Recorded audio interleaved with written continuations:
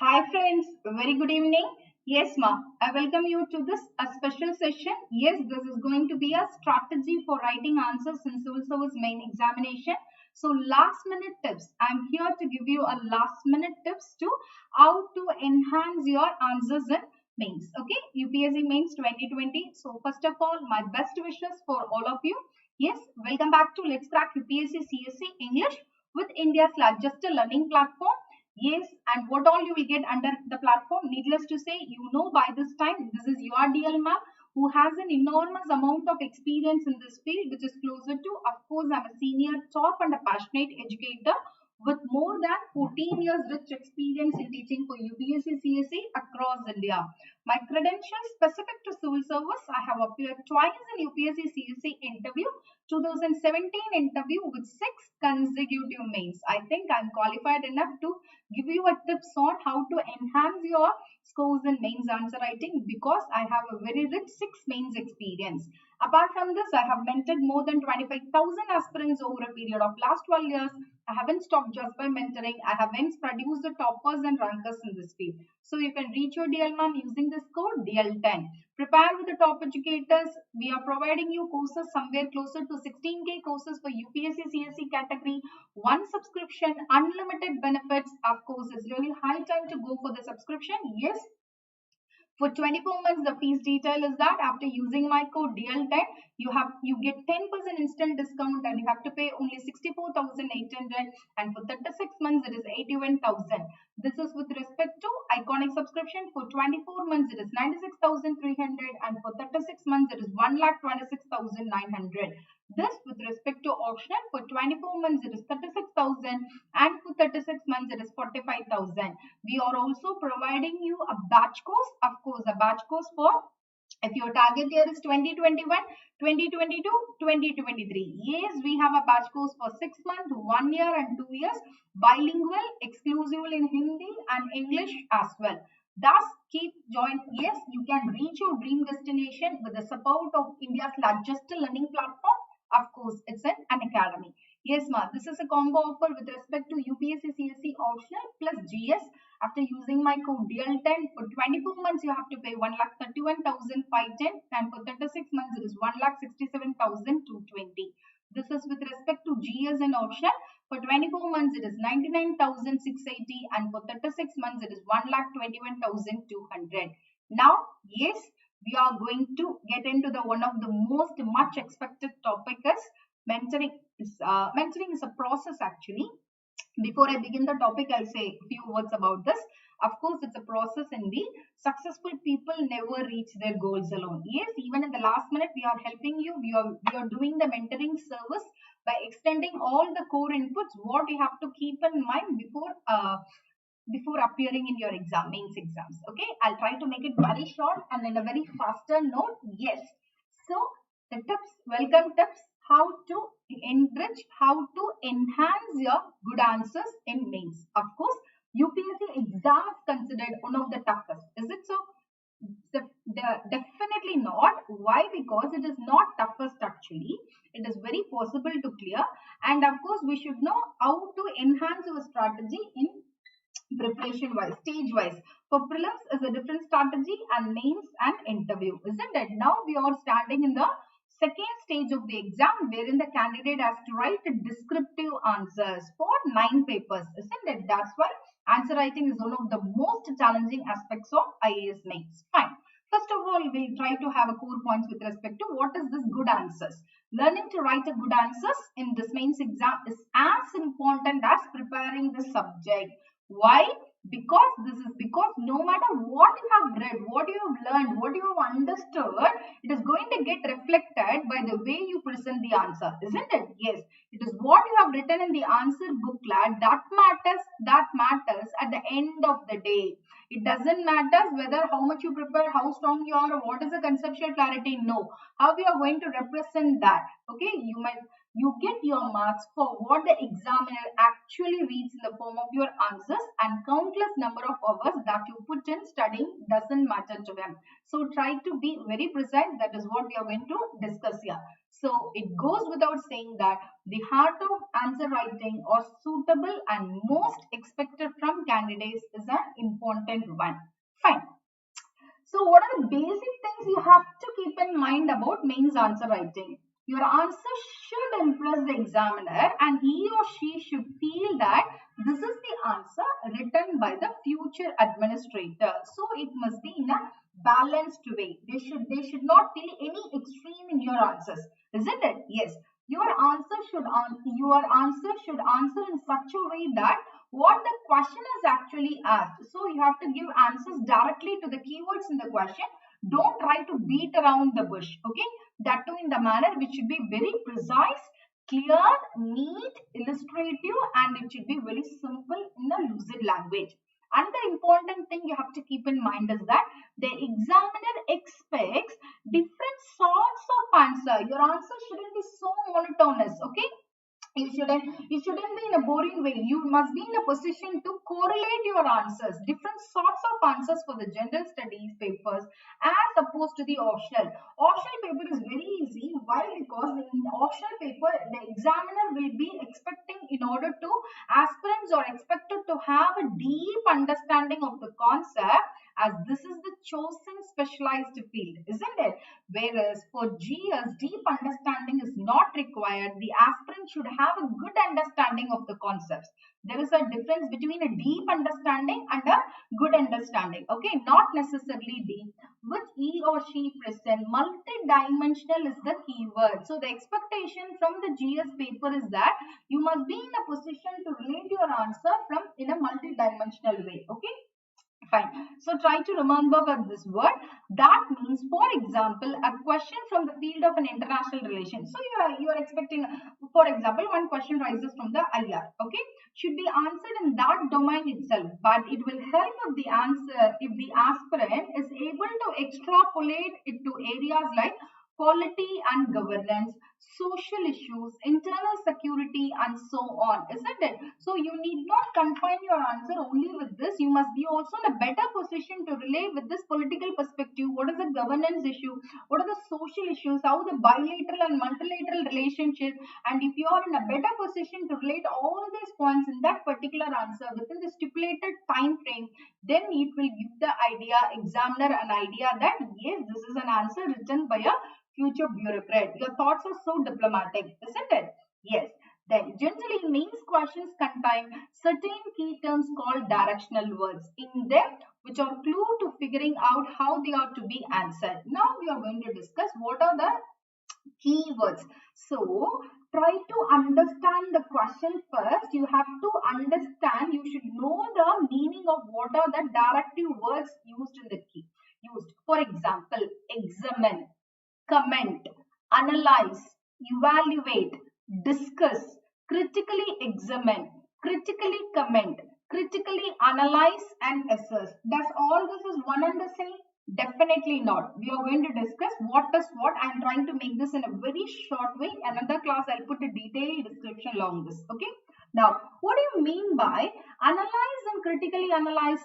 Analyze, in fact, is a broader term than examine. When you are asked to analyze something, first of all, you have to examine each part of the problem mentioned in the question. Is or no? So when you compare to, if you take the two words examine, analyze it requires a wider interpretation. It requires a wider, you have to examine each part of the problem. Okay, so this you have to keep. Critically analyze means here you need to include with your, here you need to conclude your answers with a fair judgment after analyzing the nature of each component, because analyze itself is giving you a clue that you have to analyze and examine each part of the problem. After analyzing the each part of the problem, you must be in a better position to give a fair judgment. Okay, the concluding point should be in a very fair judgment and the interrelationship between the situations given. So this is how you can differentiate between the analyze and the critically analyze. Over to the next. Discuss. This is one of the most common word. Very often you come across in your exam questions, of course, isn't it? This is an all encompassing directive where the candidate has to be debate on paper by going through the details of the issues concerned. All the details need to be examined. It is discussed means you have to discuss all the details. Every detail has to be examined and the reasons for both, for and against the arguments, pros and cons, advantage and disadvantage, everything, implications, positive implications as well as the negative implications. So everything has to be included when you see the word discuss in the question. Is this clear? Is this clear? Fine. Comment and critically comment. What do you mean by the word comment? Typically, a comment is accompanied by a statement made or taken from a famous book by some famous personality. You have to choose the key points when asked to comment and give your opinion on them based on facts or claims resulting from your broad reading. What you have read, what you have understood after reading a broad perspective, you will have your own opinion, isn't it? That you have to represent there. You have to choose the key points from the comment, from when asked to comment, and give your opinion on them based on the facts or the claims. Okay, so this is what you have to comment. You have to give your opinion.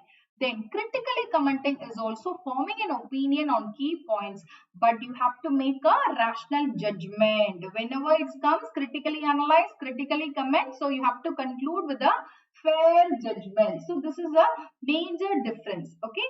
Now, examine and critically examine. When you are asked to examine, you have to investigate, examination. Okay, you have to investigate the subjects more closely, get into specific, even to the minute details, and figure out the causes or consequences. Causes, effects, isn't it? If there is a cause, there will be an effect. In examine, you have to detail both the cause as well as the effects from different perspectives, if any.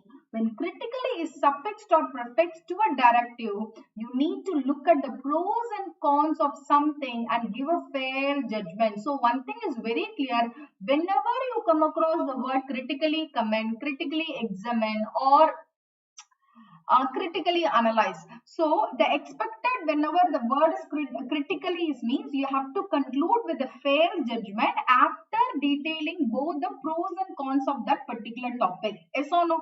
That is what we understood.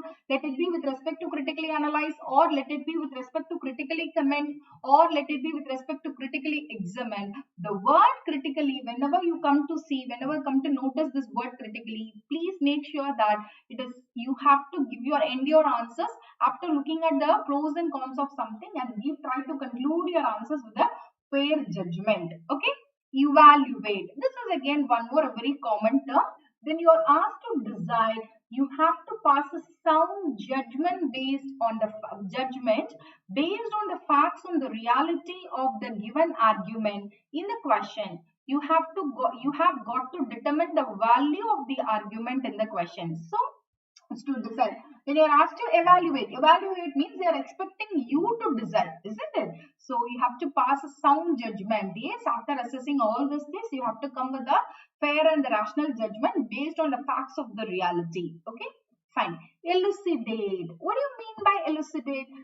To elucidate is to make something clear that was formerly confusing, to bring the clarity, cite evidences, examples, facts. So whenever you come across the word elucidate, try to substantiate your answer, try to enrich your answers with more example.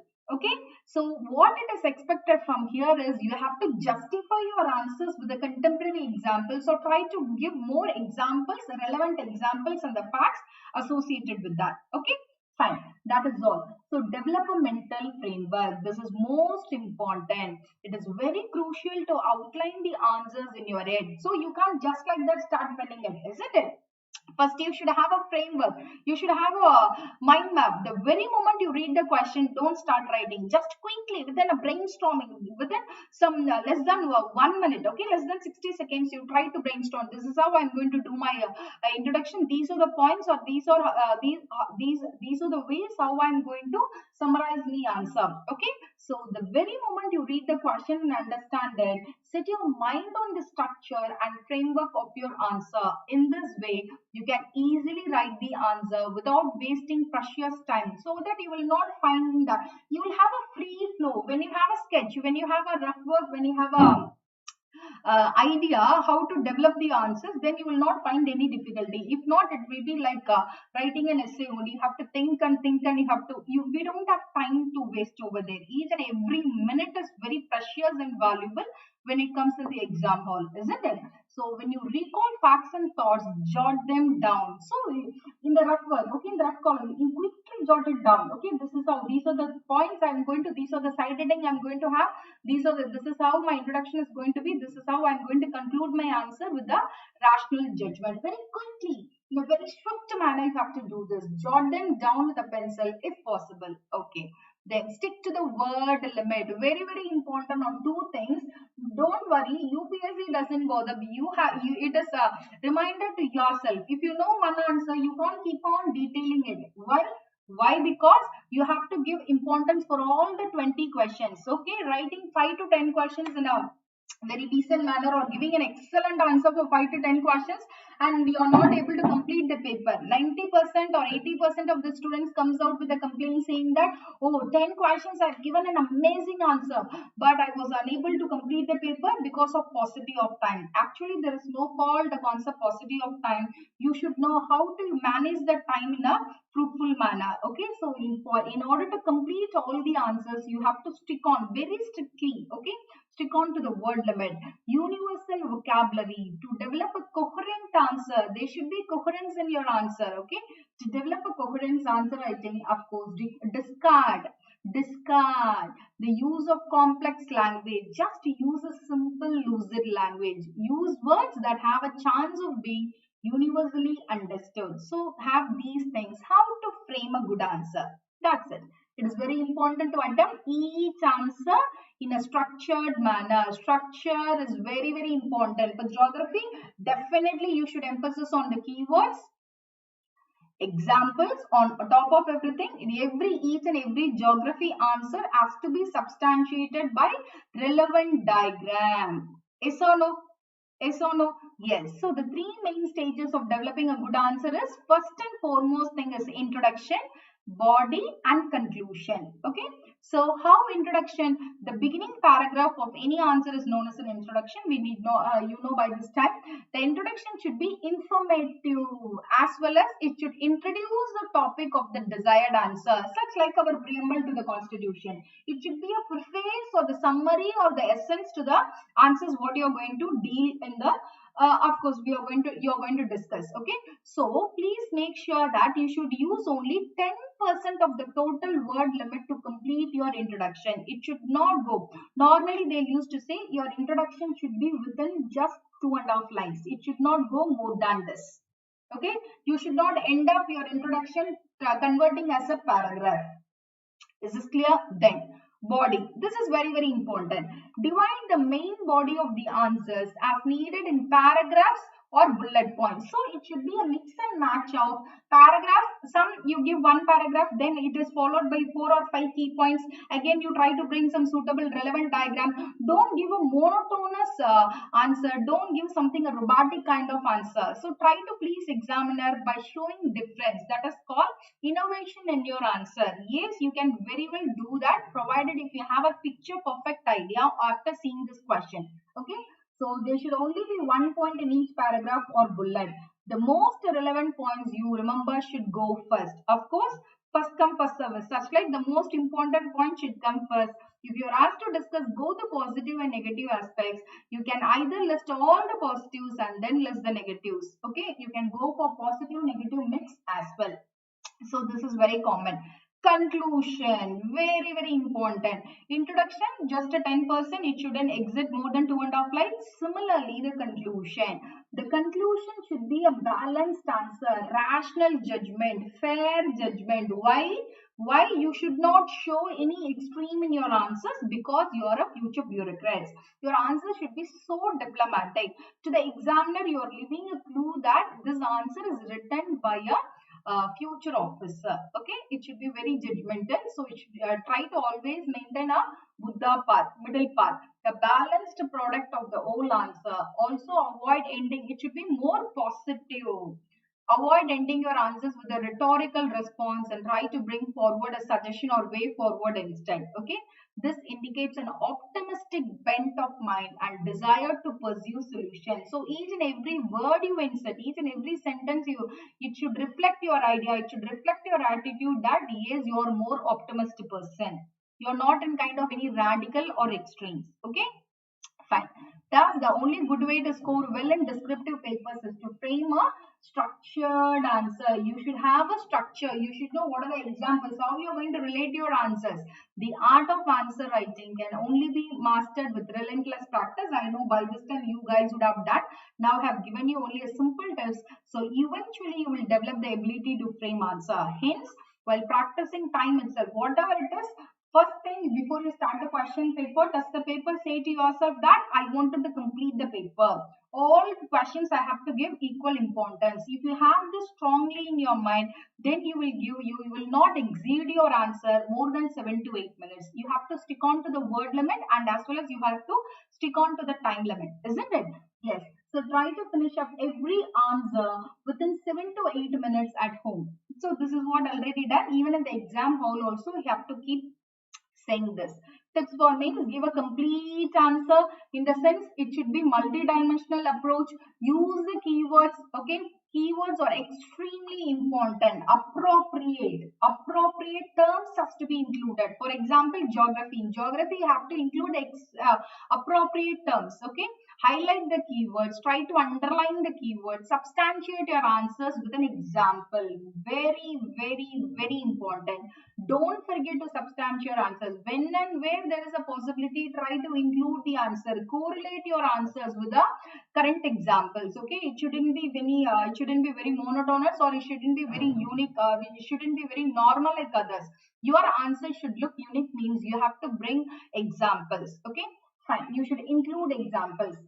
And for instance, let me take one question. UPSC Mains exam 2014, instances of president delay in commuting death sentences come under public debate as a denial of justice. Should there be a time limit specified for the president to accept or reject such petitions? Analyze. So you have to analyze. Now we have discussed the word. Here, you should use examples of Supreme Court judgment. What are the judgments you have read related with that? Apart from just giving the answer, what is this precedent power with respect to death sentence? You should also quote the recent case judgments to justify what you are saying in your answers. That will give an edge. So always keep saying to yourself, you have to include as many examples as possible. Presentation is very important, so try to don't have the habit of striking it, cutting off. No, it shouldn't look shabby. It should be simple, neat and clean. Okay, simple, neat and clean. Your answer should be written in a neat and a legible handwriting. Simple language. You not bring any poetic language over there. Just a simple, write in a simple, error-free language. Lose it. Your writing should be clear, complete and concise. C cube. Clear, complete and concise. Very, very, very important. Okay. Presentation should be, of course, points or paragraph. It should be a mix and match of. So don't give the monotonous look that it should be running in the paragraph. When you're giving a paragraph, immediately try to bring it some points in between. Okay, 2-3 points with the relevant examples. If any chance of adding diagram, yes. Is there any chance of adding flowcharts? Yes, you can do it. So some changes in your answer presentation. That is called presentation. That is called structuring your answers. Adhere to the word count, word limit. Very, very important. Why you have to stick on to the word limit? In order to complete the paper, isn't it? It is, for example, 20 questions means you can't just write 2 hours and just writing 10 questions in a beautiful manner. No. Okay. So simple as that. General studies, yes, ma. Yes, ma. Now I'm going to quickly give you what you have to keep in mind while writing for each subject. For paper 1, Indian heritage, art and culture, especially in history part, answer to the point, including the date, timeline according to the demand of the question. History itself, that you should also represent some facts and figures. Okay. Geography, of course, you know, keywords, diagrams is very, very, very important. Map, relevant diagram and keyword, appropriate geographical terminology. Paper 2, governance, constitution, polity and social justice. Of course, try to bring Supreme Court judgments. Very, very, very, very important. Add the judgments, cases, okay? Cite the articles, constitutional provisions, constitutional safeguards. This all is an edge to increase your score in mains. Don't give any monotonous answer over there. Relevant codes, when and where, then and there, wherever it is possible.